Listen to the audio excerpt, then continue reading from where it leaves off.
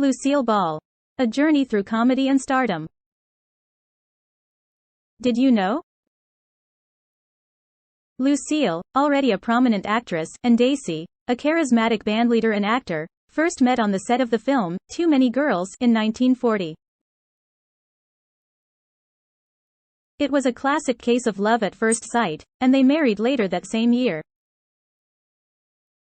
While Ball, born Lucille Desiree Ball, made pictures in Hollywood, and gained fame as the star of the radio show, My Favorite Husband, Arnaz spent much of his time on the road touring with his band. Lucille and Desi vowed to find more opportunities to work together. Their big chance came in 1950 when CBS approached Ball about moving My Favorite Husband to the fledgling medium of television. Seeing it as a chance to finally work with her real-life spouse, Ball, playing the role of Lucy Ricardo, asked the network to cast Arnaz in the role of her husband, Ricky Ricardo. To prove that they could make the sitcom work, Arnaz and Ball formed Desilu Productions, the very first independent television production company, to produce the pilot for I Love Lucy.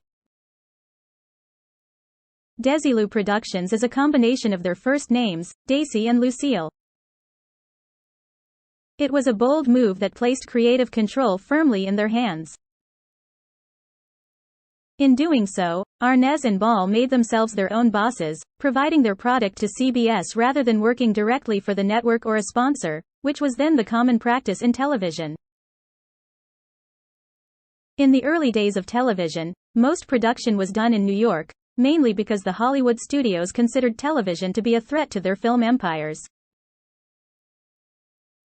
So, quite naturally, CBS expected Arnaz and Ball to move to New York. But the couple insisted on staying in Hollywood. Again, CBS protested, claiming that live production in Los Angeles was impractical. Because of the time difference between the coasts, the network would be forced to air blurry kinescopes in the East, where most television viewing homes were located.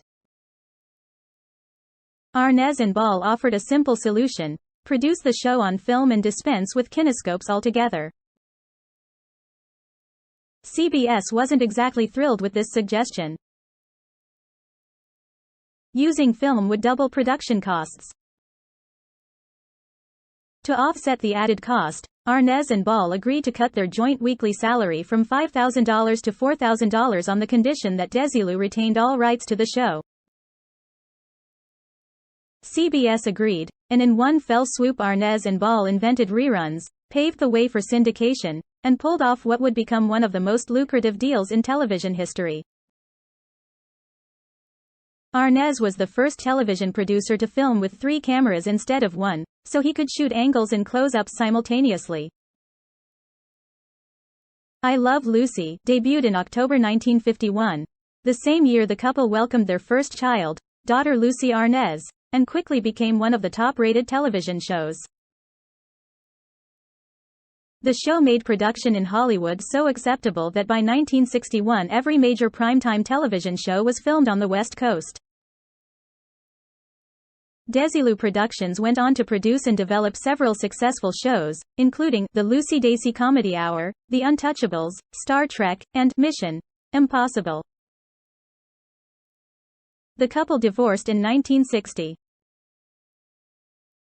By 1961, Ball had remarried and was starring in The Lucy Show, with ex-husband Arnaz directing.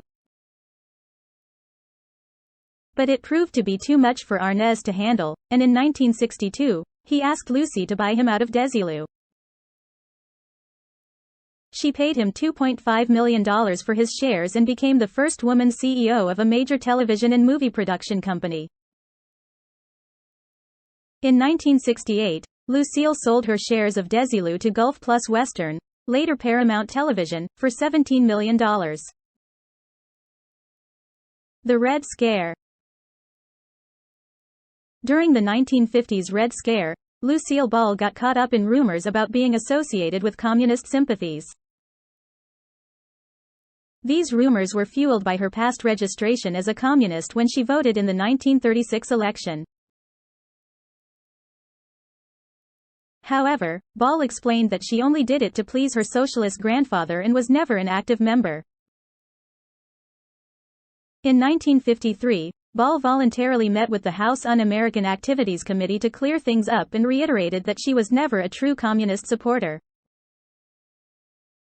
The director of the FBI, J. Edgar Hoover, told Desi Arnaz over the phone, the studio audience hearing the call, "Your wife is cleared of any charges.